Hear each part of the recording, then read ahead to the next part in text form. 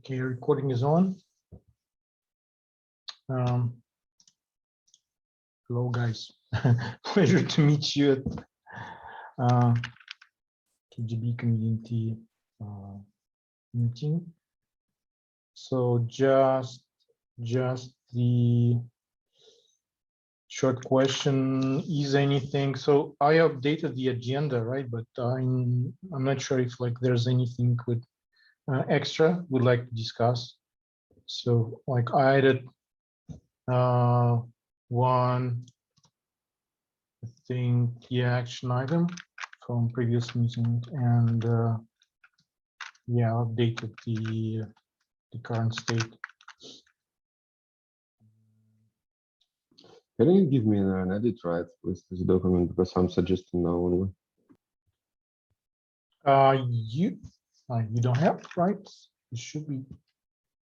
Let me check.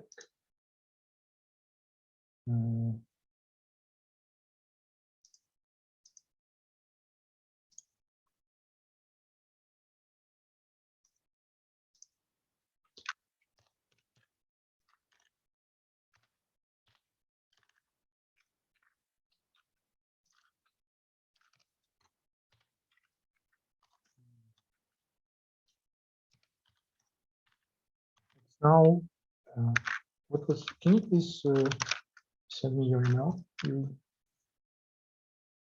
Probably so already.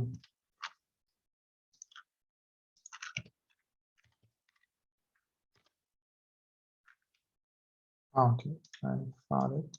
Okay. Sure.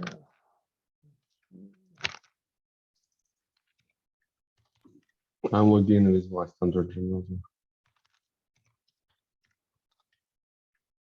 Okay. And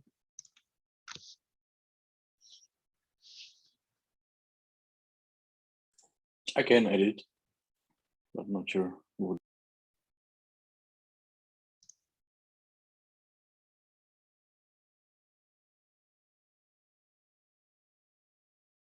Hey guys. hey, Dinar. I don't know.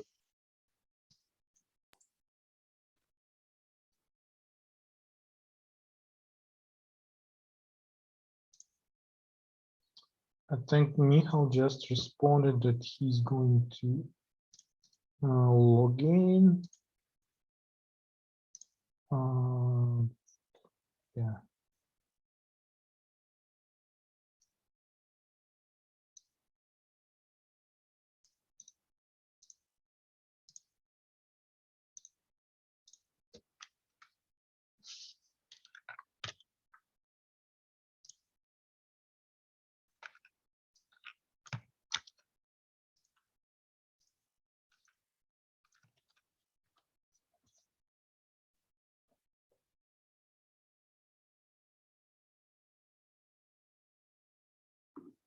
Thanks, I can edit now.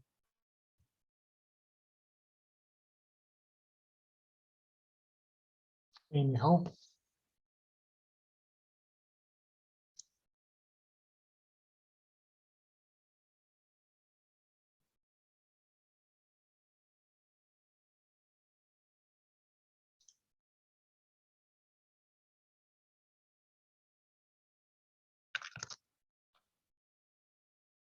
Do you hear us?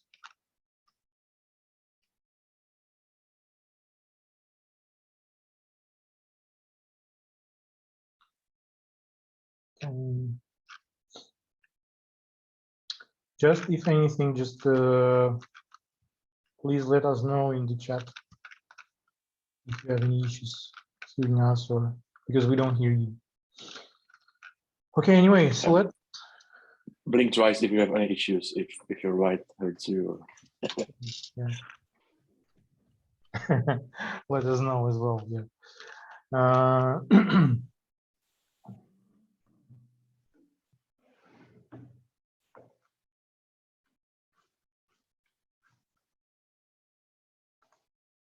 Okay, no problem. Okay, let's continue. So ingress v1 moderation. So when we have related issue for that. So I guess it's more or less clear. I think I checked the Dinar had some comments about that. So, and my understanding is that the release we made is a kind of like pre V1 release. So just to kind of set the milestone, and then after that we can refer to that release as the one which supports the old API version. So just the question is there anything which prevents us to continue with that one?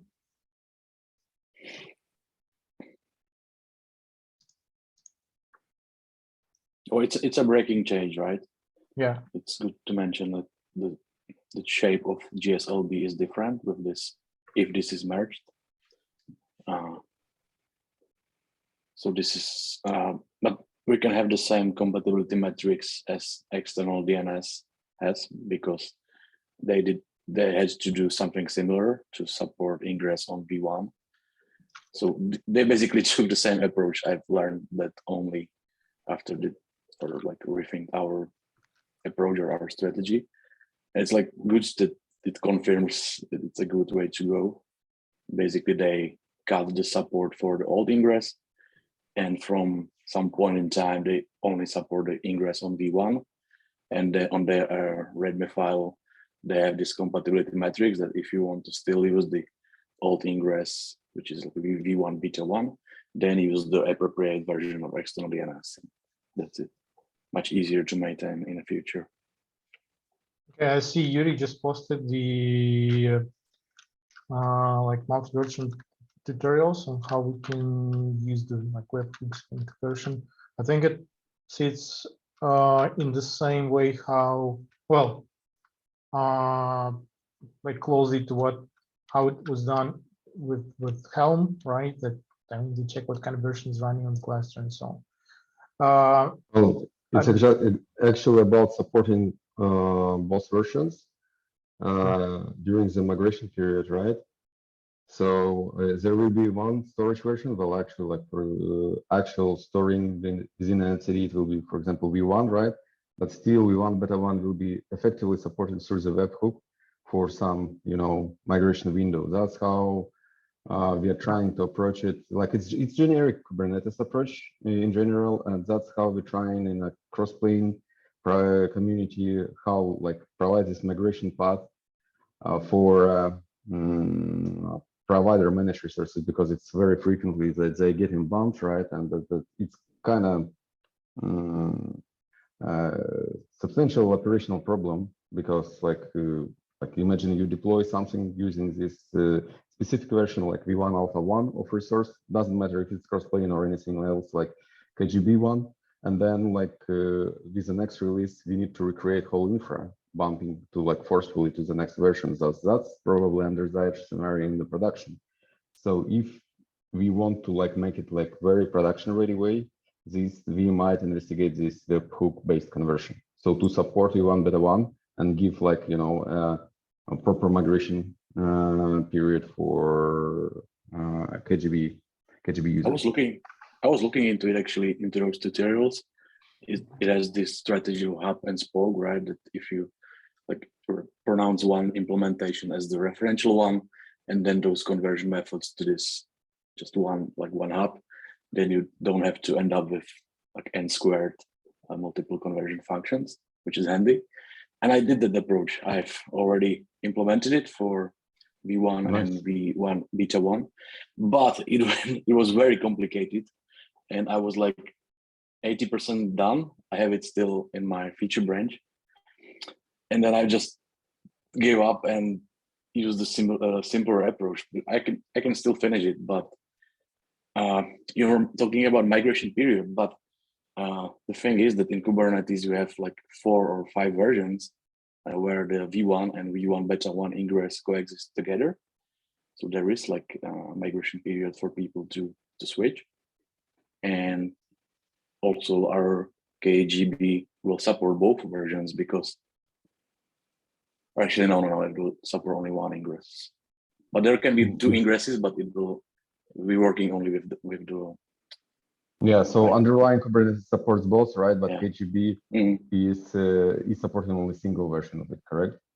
Yeah, but there's conversion mechanism between old ingresses to new ingresses. So if you have ingresses in V1 beta, you can automatically convert them to V1. There are tools for that. But it's like we can have it as a documentation issue, right? We can. Yeah, okay, that's possible. I mean, like generally, the simpler the better, right? But maybe we can, I don't know, query existing customers, like each one is up, right? What will be the appropriate, like acceptable way of migration? So maybe actually simpler approach without a hook is more satisfiable. So yeah, so it will be overall. In that sense, we made the analysis with them, and it appears that so far this issue would have been like cured on-prem, and on-prem they are planning to upgrade their clusters anyway to, I think, to be on par with what they have on AWS, and which means that, I mean, once they upgrade, they can use like the newer version, and then they won't be having any kind of issues with their like Kubernetes version, because I think right now it's like 1.18 or something. So yeah, so in that sense, I think we can go with that kind of simple approach. Just use that new version, and after you guys upgrade the Kubernetes, you can be okay. But I think still, I think for the future, we might want to explore this possibility, because it's just single case right now, but I think we'll get to it. So it would be good to investigate and to prepare for possible things like that. So it won't be like, oh, okay, once again, we have to solve it, right? So and if I understood it well, this conversion webhook, it needs to be like another container. So it's another microservice in a cluster that needs to like intercept those conversion calls using the webhooks API in Kubernetes. So it would require to have another application just for the conversions. If I understood well, I'm not sure if I did, but I don't think it can be part of the K8GB binary, because it needs to like be a standalone container or pod. Yeah, I'll double check how actually like cross-plane guys are implementing it, and might be a good reference.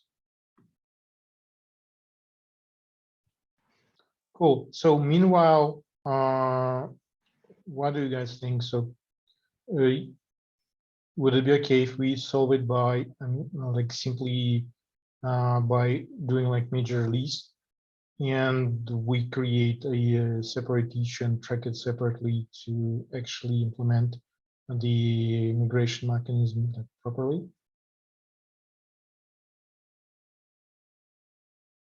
Currently, we can stick with simplest approach, right? Okay. Okay, and then let's spend the efforts on making the reviewing the PR and making it integrated.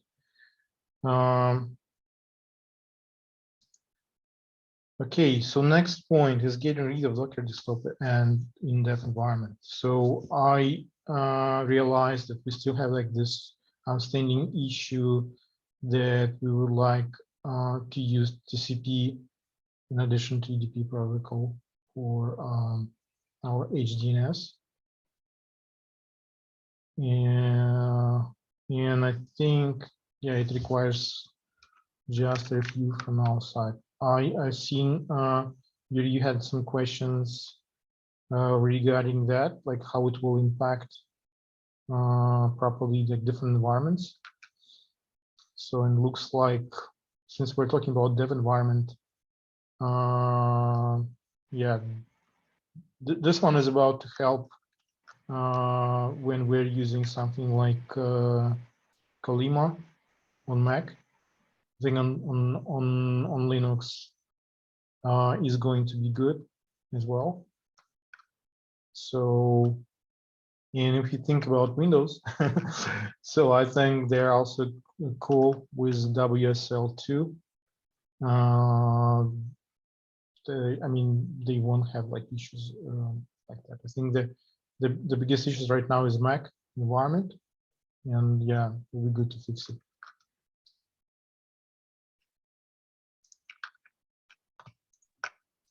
So yeah, I would like to test it actually. Like, I don't. It's quite like, you know, there are amount of moving parts, and I don't want to give like, you know, looks good to me level of approval. Yeah, like, yeah, but I I don't agree. want to test it properly. Yeah.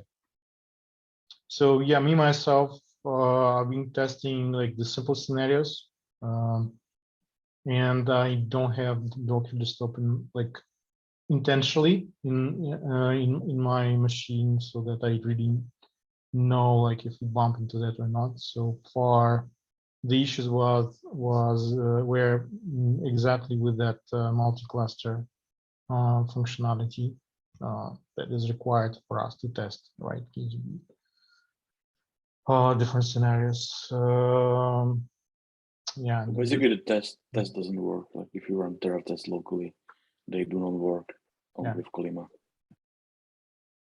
They do not.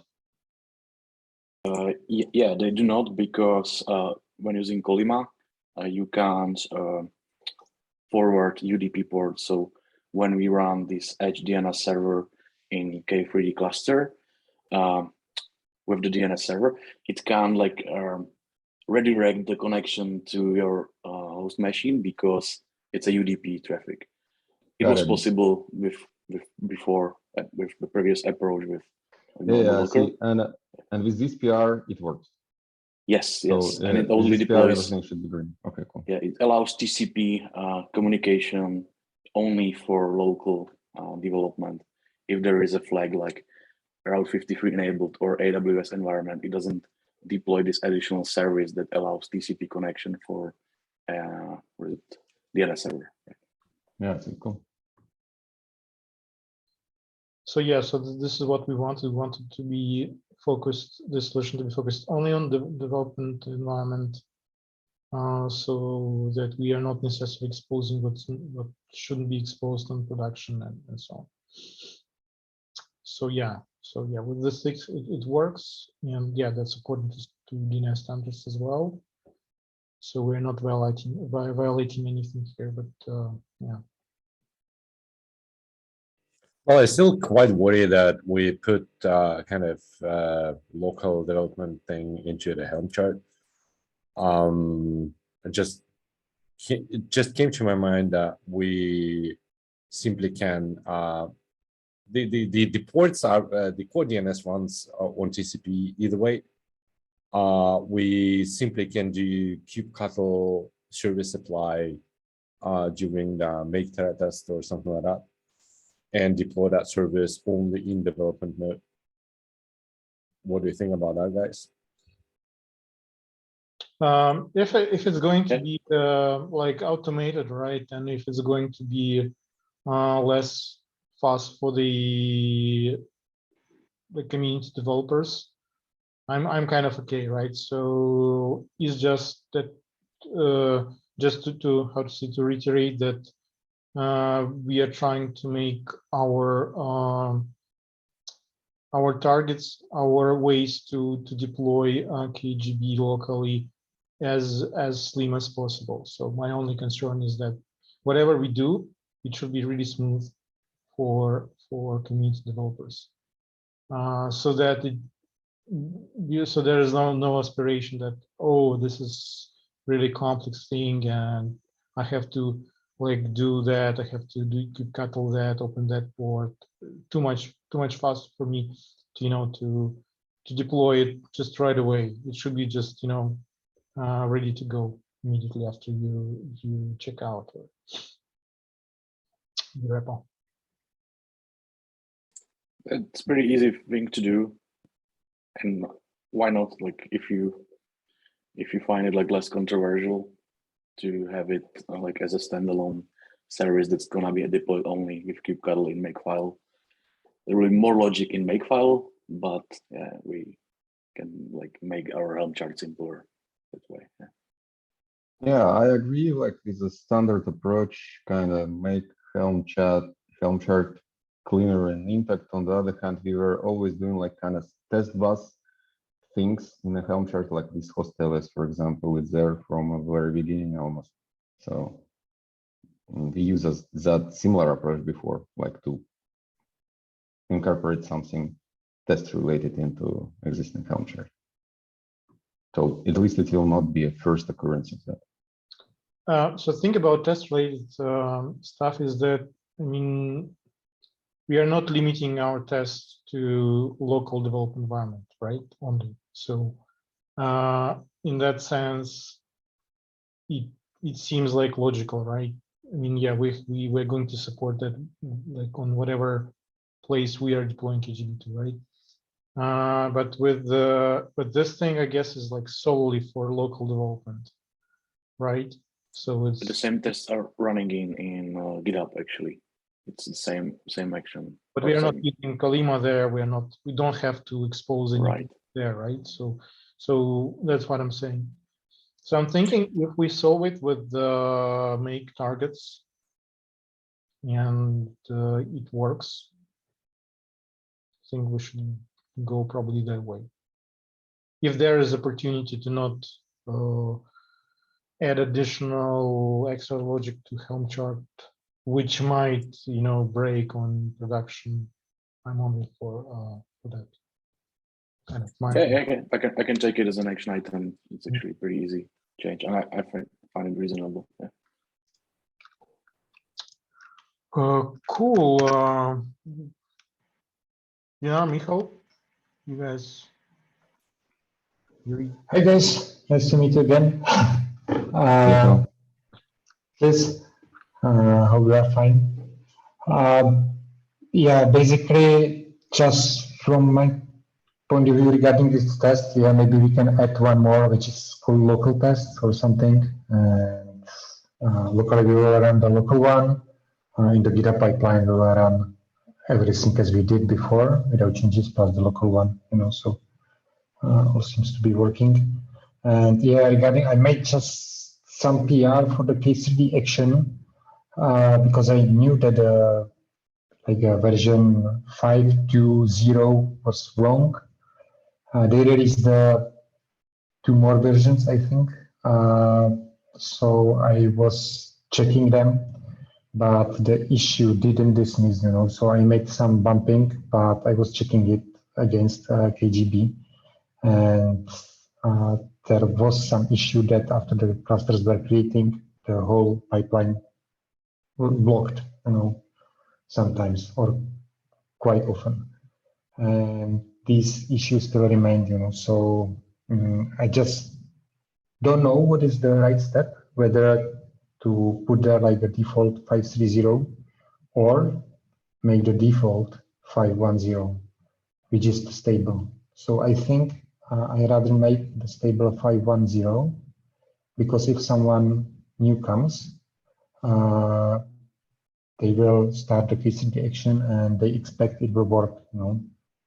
Because if there will be by default there's something which is not properly working, it might happen that like we will lose users, you know. So I think that good idea is that I will put there like a default 5.1.0, and if user want 5.3.0, he will set it explicitly. So I will downgrade. I will do the changes in my PR and downgrade it. So yeah, also I was watching there are some, just this is just regarding some maintenance, you know, regarding maintenance, what's probably needs to be done. I think they released 2 new versions of KubeBuilder or something. So I will look on that and also make a bump of necessary modules. So that's the things I'm starting working on. So that's from my corner. Yeah, plus Yuri PR. this is something which is huge, so it will take me some time.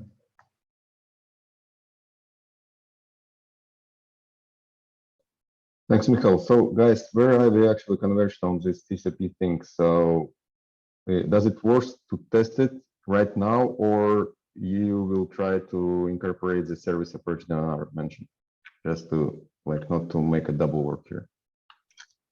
Yeah, I think makes sense to make it via make target way.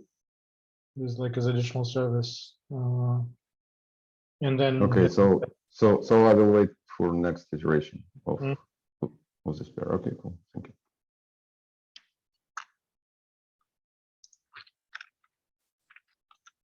Okay, what else we have?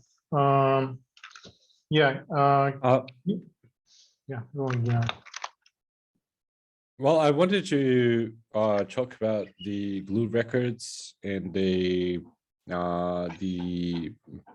route to 3 private zones. So basically mentioning the private zone approach, like the POC I've done, works 100%. It required a new plugin which performs the actual delegation. It's pretty tiny and small, and there are a couple of concerns I still have. It's, for example, how to choose and cache and measure basically response times from name servers. By the RFC, you should use with the least latency. But at the moment, I simply randomly picking one from the list for every single request because I don't have a state on a disk. So this is like how it looks like. But overall, I think I can, whenever we will have the Google Cloud or Azure setup, I can test the other plugins. There is a Azure plugin and the Google Cloud as well. The same approach, basically using those services as the backend for the core DNS. Otherwise, yeah, again, POC work 100%. The other issue, or not issue, actually, I'm trying to realize what is the actual standard for the glue records, and I could find any, but it looks like it's pretty much standard to have in an edge DNS the A record for the zone be part of the delegated zone. So it should be, let's say the K8GB serves tests example net, and the glue should be ns.test.example.net, not like ns.example.net or gslb.example.net. I wonder if we should kind of do a transition to, let's say, quoted standard method, or should we leave it as it is? Because according to the standard, I found that the core DNS we run for K8GB should serve also the NS record and those glue records as well, because EG found a service to test your DNS servers, and our setup kind of produces quite a lot of errors in regards of glue records setup. Yeah, opinions? So just a comment about the workaround, right? As far as I remember, it will work for AWS because the external DNS plugin we have Oh, no, sorry, like the core DNS plugin for AWS, it is able to yet read the NS records, but in AWS, even though this functionality is not available via UI and so on, we still can do this. We can create NS records for in private hosted zone in AWS. But as far as I'm concerned, in Azure and GCP, this is even forbidden. So you can't create those NS records. So you have to find out. On API level? Yeah. Did we actually test that, or we just observe the documentation? Yeah, that's why documentation. So that's, I mean, at least this is what I saw. So, and we were already joking about AWS, right? Like if we go and tell them, hey guys, you actually have it in API still available, they will fix, and we will never be able to use this workaround, right? So, but I think according to documentation in Azure, I'll try to find out and repost in GCP. It is already solved for us, so we need to come up with like alternative approach. So yeah, but I guess at least like they have some pretty good alternatives, not like DNS way, but at least by API to set up the forwarding for those zones. Yeah, on the cloud way, which means that we'll have to adopt how we deal with business records per every cloud, which is not optimal, but yeah, and probably it will require extending the external DNS plugins. Maybe, but we'll see.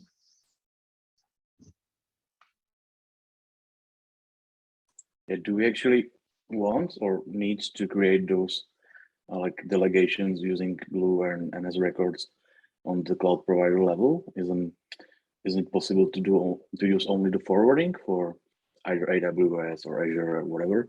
We can only have this forwarding rule that will forward all the DNS traffic to our server, right? So there is no need to use those APIs, I think. Then we will have to create that rule for every single cluster we deploy. Right. While with that approach, we create a single rule. Even like in our case, our customer won't allow us to dynamically create those rules because it's the scope is quite big for that. So there is a like big security concern. I think if it was possible using API, it would be good, right? Because we would have the control over the subdomains. But creating these forwarding rules is not straightforward because it requires API IP, right? Not the host name. And I can imagine there is API way to do that. And I can imagine there is a way to figure out what's my IP. But I didn't explore it. So. Yeah, I think I come to conclusion that there is no kind of silver bullet if you bump into the real Titan security, right? I mean, we can come up with as many approaches, I mean, as we can, right? I mean, because right now we can kind of work around this with infrastructure solutions, right? And we can actually create those results and show our community how they can like work this around. But I mean, there like you can't win this fight with with security folks, right? If they really decided to tighten the screws, I mean, there might be a point where we cannot even like we won't be able to use the API in certain ways, right? So it's kind of yeah. So at some point we should think, do we really want to, how to say, to tackle all the limitations that AWS, Azure, or GCP or whatever cloud I can like bring to us, right? So I wouldn't want the KGB to to really like how to say double the size like of the code and so on, just because we have to to tackle that for every single cloud and every single how we operate. But yeah, just food for thought. I guess we'll get to this as we bump into these issues, as community bumps into these issues. But I think what's important for us right now is to be able to test this on like GCP and Azure. So the question is how we can do that easily, right? So that we can. I'm thinking about the free or at least like limited cloud accounts we can use to test these approaches. This can be like temporary ones you just create. You have like, I don't know, 15 days limit. You try to how to say reproduce the situation, create the private hosted zone and see how it works.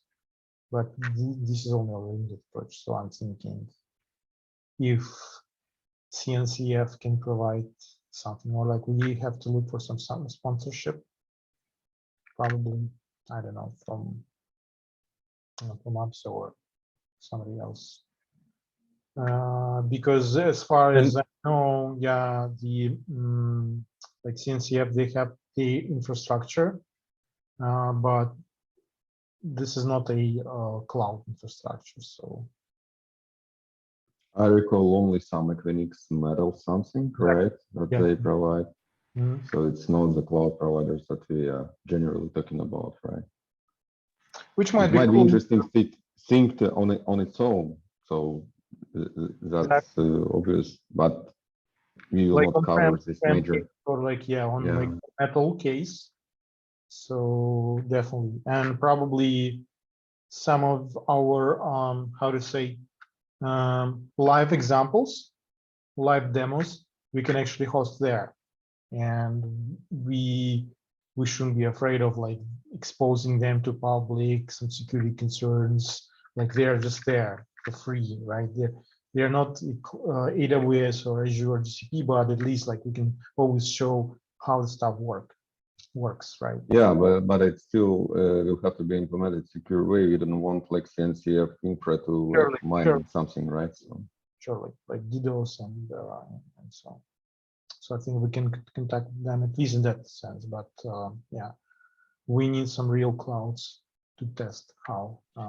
yeah, and that's something to double check as well. These support levels, right? So via Sandbox, I'm not sure if they providing this support level to Sandbox status. Maybe yes, maybe not. And I'll write it down as action item to check that. The access. Yeah, about community interests in Slack. Sorry to interrupt you a bit about the cloud providers. One more thing. We were talking about it before. I was playing with a provider called Scalaway because I wanted to deploy it to somewhere so that we have a like public example where it works.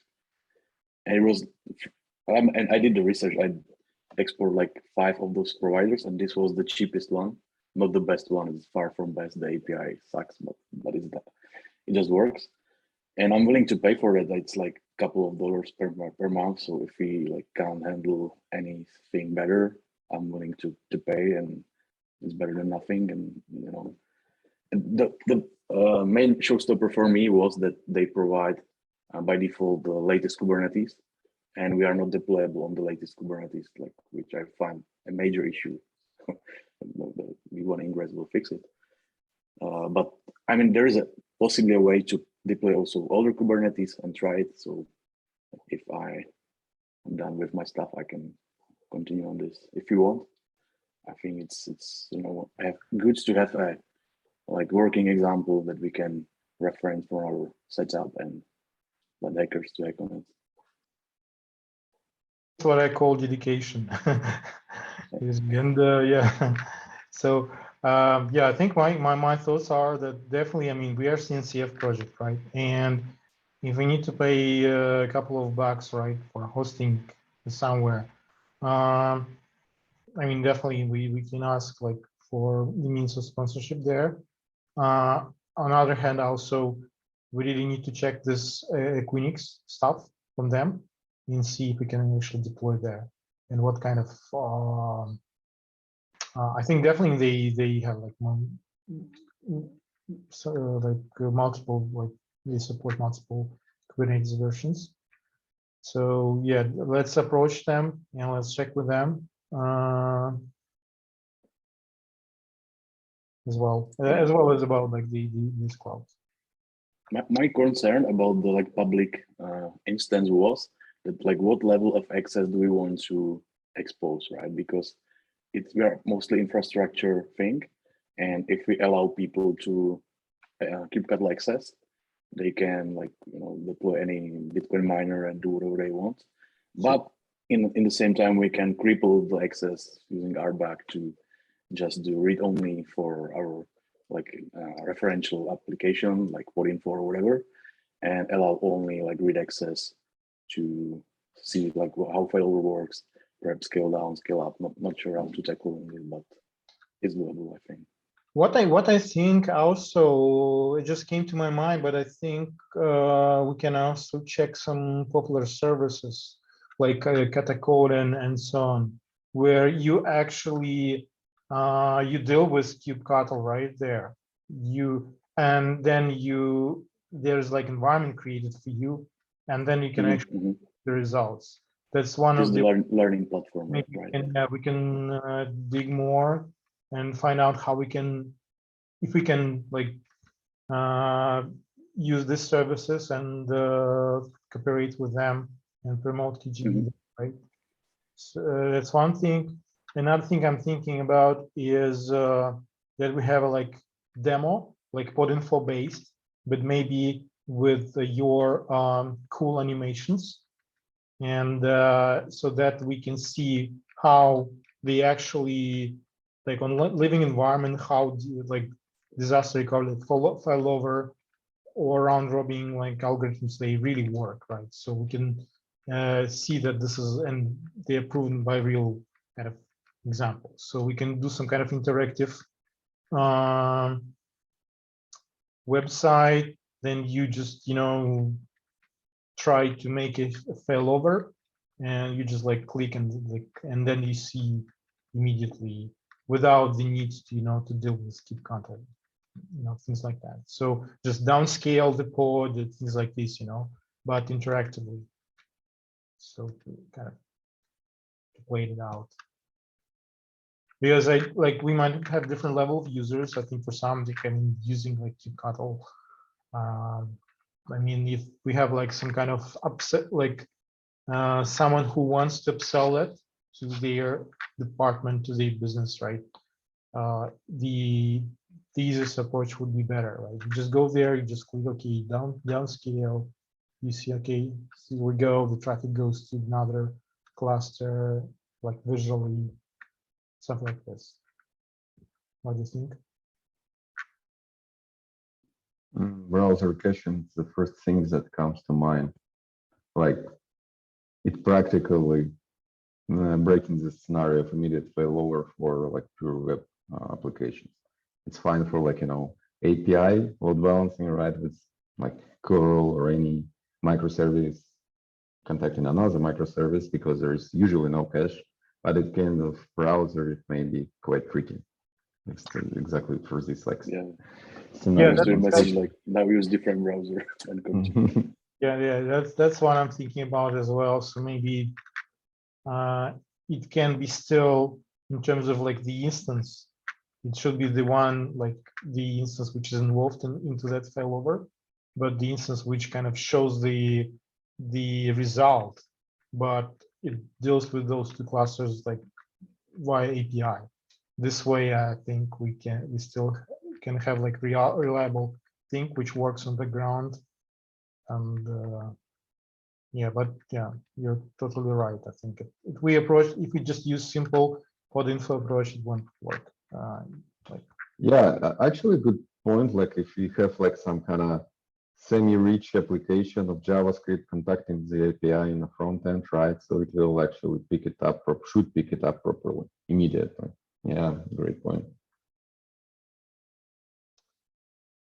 Cool.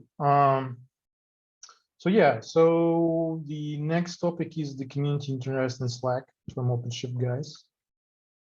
Usually, we're interacting. Sorry. Yeah. Any thoughts about the glue records? I asked. No, sorry, missed that. Yeah, you were talking about that you didn't find the proper documentation or like solution about how to make them. Was it? Yeah, the RFC doesn't speak about that explicitly, but there is a mention like both servers should serve the same records, and the edge zone should host records like for easy access.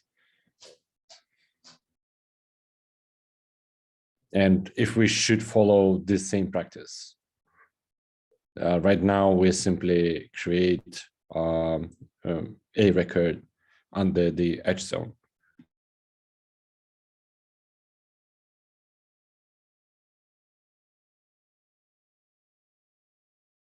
But I mean, just the A records of the DNS server, which is one level down, right? Not like repeating all the A records from all the. Yeah. Right. NS record plus. So basically, those records should be in NS record plus how to access those servers. Yes. I think if you are asking if to go with standard or the delegate plugin, I'm always +1 on standard. But if you are work around, like, why not to use it and then address it later? I wanted to sit and try to set up the delegation locally. Still didn't have time to do that, but I will do that soon, today or tomorrow. Try to do the delegation on, spin to core DNS server on my localhost. I got on my own domain, like gramzer.dev, and do something similar to better understand how it should be done. And I can update you later, but don't have better answer right now. Okay.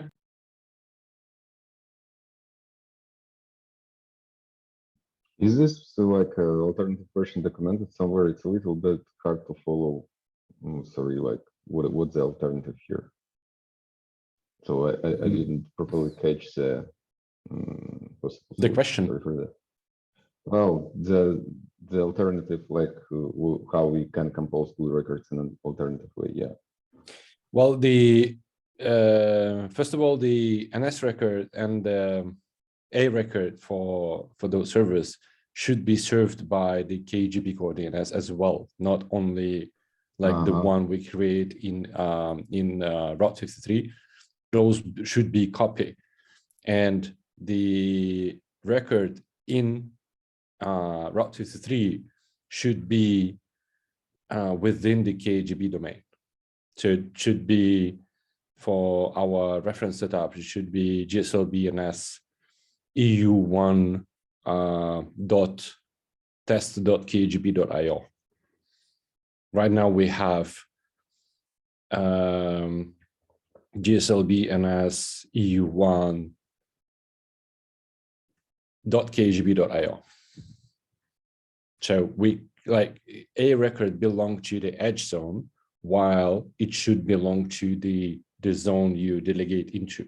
And the reason why it's in the edge zone, so the resolver shouldn't go to further server to resolve, to basically solve the resolver loop in order to break that dependency. You serve those records in an edge zone, while those records belong to the KGB zone. So yeah. Yeah, I think I follow now. Thank you. But like how, so they belong to HDNS zone because it's actually a pointer to a KGB core DNS and DNS servers, right? So like how to Yeah. reach them effectively. And so I kind of, I don't comprehend right now how we can actually move to under KGB zone because like it's where we want to point. So No. Well, we still will be serving those blue records from Route 53, but those will be renamed into .test.kgb.io. Will it work? Yes. Well, at least that's what the RFC mentioned. So it says the both zones should serve the same delegation pair of NS plus the glue record. And saying the same, being the same, they should belong into the KGB zone. Got it. But yeah, I'm not sure like if there will be conflict like with, so they both of the DNS servers should provide a consistent response, right? In that case, they both will be server authoritative. 53?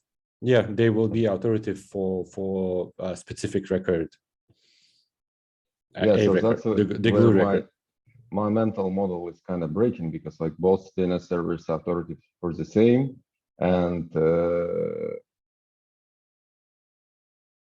how actually the DNS resolver will like get to the core DNS servers properly in this specific, because like zone will be delegated, right?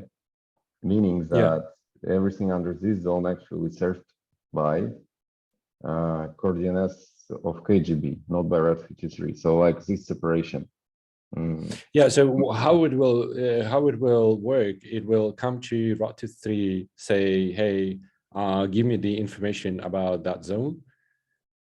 It will say, hey, I have a two service listed. It's ns1.test.kgb.io and ns2. And hey, I have A records for them. Those are IPs. So you shouldn't go into those records. So you shouldn't resolve a record for yourself, but yeah, those are IPs. But if you go into KGB core DNS, it will say, hey, yeah, those my regular A records. That's me. This is how it works. So to prevent the loop, like how can I access this K8GB IO server because I don't know what is the A record for that.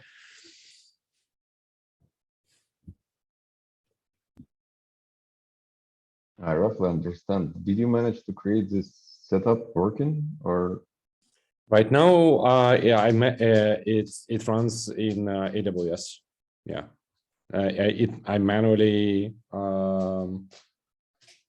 reconfigured it. It runs the custom KGB core DNS, but there is a problem that both IPs for the both records, basically each KGB should serve both records, while we know only about one DNS, about itself. And the other simply paste that to the Route 53 directly. I don't know how to solve that problem. This is because I simply created the DNS endpoint, and from KGB point of view, we simply can duplicate DNS endpoint object and simply label it differently.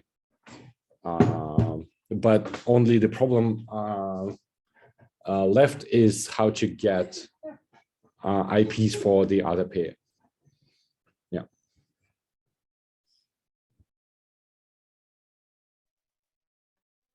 through the same local targets endpoint or not? No, local targets is for the service, right? For the application, yes. We get that from the load balancer service. I don't know, maybe we can resolve it from Edge. So we basically create each pair creates it on Edge, and this core DNS plugin will resolve it from Edge, something like that. The question is still open. My question was like, hey, should we go that way? I mean, should we change the way we create the glue records and how the glue records look like? That's my question, and the implementation will be kind of the other question. And so how will it improve the overall situation? Is it like following to the standard, or it will bring some benefits, like practical ones immediately? Sorry if I missed the standard, that's the problem. Besides that, the records should be the same for in both zones. I couldn't find any RFC or something like that. All the tutorials on NS1 or AWS or any cPanel, whatever documentation, they say whenever you create the glue record, it created with the with the name of the zone you are going to delegate. That's all I found. And the benefit will be is that the service to test your DNS will be green. Right now it's red because it cannot validate the glue records basically. Well, what is validating the glue records? It's dnsssy.com. Oh, okay. So it's kind of going through the delegation. Okay, yeah. Yeah, Well, yeah, that sounds like. And after you implementing that, like DKNS starting to work, like because it was never returning proper the endpoints and stuff. When you're making like DKNS, yes. Then it Yeah. sounds like something to implement. Yeah. Sounds like a good plan to me, because like it's like it makes like debugging easier and following the standards, and yeah, looks something to invest in.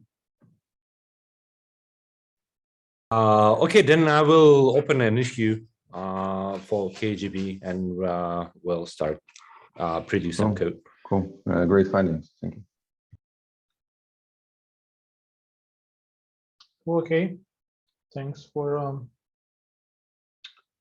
explaining the. Sorry for interruption. No. It's, I mean, it's, and I remember we wanted to clear this out exactly with you, Yuri, as well. So how do you call it? Cool then. So enough. If nothing else, as the last point is the community interest in. I put it there. I just noticed like at least couple of messages around OpenShift, somebody trying out and they apparently lost. So just wanted to discuss if we can help somehow.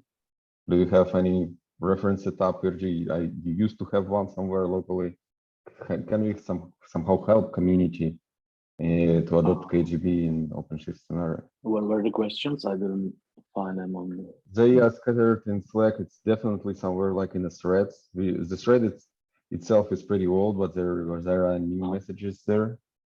Yeah, like they are pretty practical, right? And it's clear like the guys are trying to try K8GB out, and they're asking practical questions. But yeah, maybe there's, yeah, I agree with you. Maybe there's something we can help them with. I still have the CRC code ready container service installed. If I run it, it basically kills my laptop, but yeah, I can verify it again.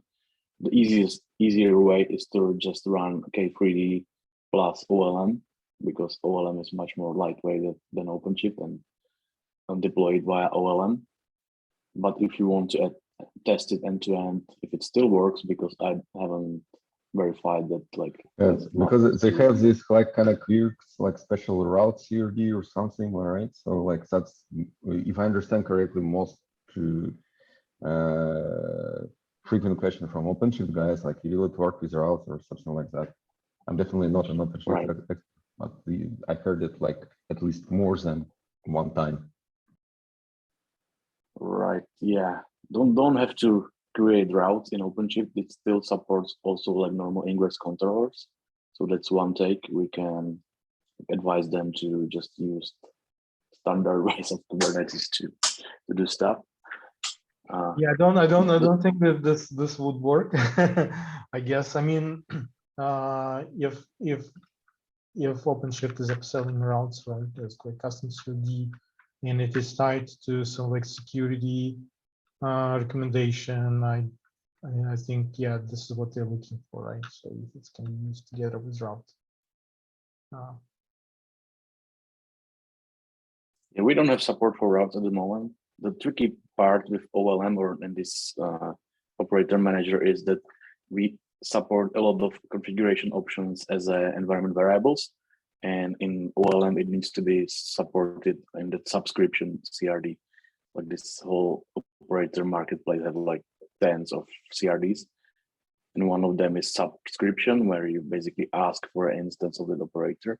And in this, under this CRD, you have to specify all those environment variables plus values keepers.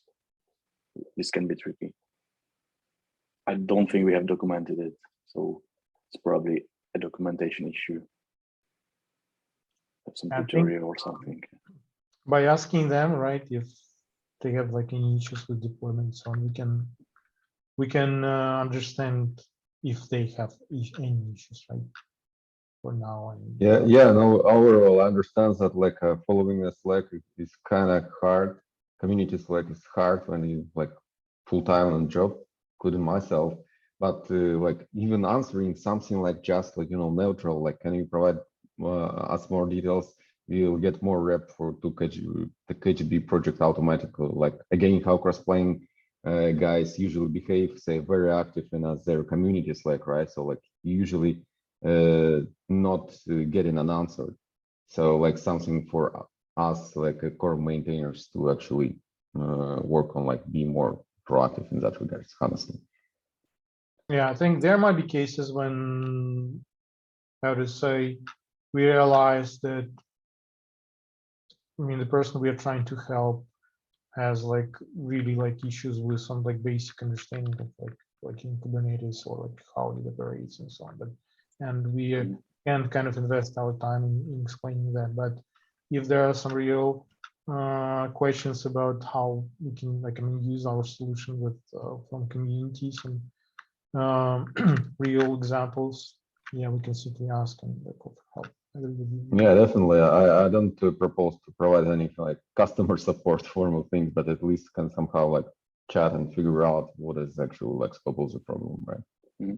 Yeah. But really, I can't see any like abandoned discussions on the public channel. There's a Louis asking from Thursday, March 17th.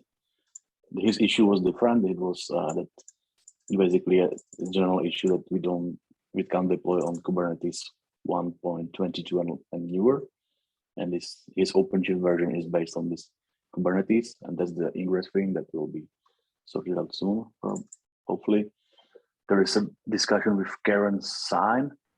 I think last messages from me. So should I like ask proactively if it worked? I don't know. It's 6 months old. Yeah, then let's. I had this one in mind. Sorry for interruption. I shared the like a Slack link 22 days ago, like kind of reviving of a old thread around OpenShift, right? Because like I don't know, the previous 3 months ago and a newest one 22 days ago, like somebody trying to KGB on OpenShift 2, and the original dude is not responding, and we are not responding, and we have no idea what is happening. Yeah, same Luis. I think same person. Ah, yeah, okay, yeah. He's posted on us main channel. Okay, got it. Cool, but yeah, let's check with him. Definitely. Mm. And let's invest time to release the V1 version, so we can tell to be on par with recent Kubernetes. I think that's really important. So we can be helpful for them too. Yeah, sounds like a plan. And guys, we over the time. I have some next meetings upcoming. And thank you so much. It was really productive. I would say great discussion, and was seriously happy to see you all. Cheers. Yeah, and I'm really excited to see all of us meeting. Good to see you. Cool. Yeah. Take Okay, care, guys. dudes. Thank Cheers. you. Bye-bye. See you. Bye bye.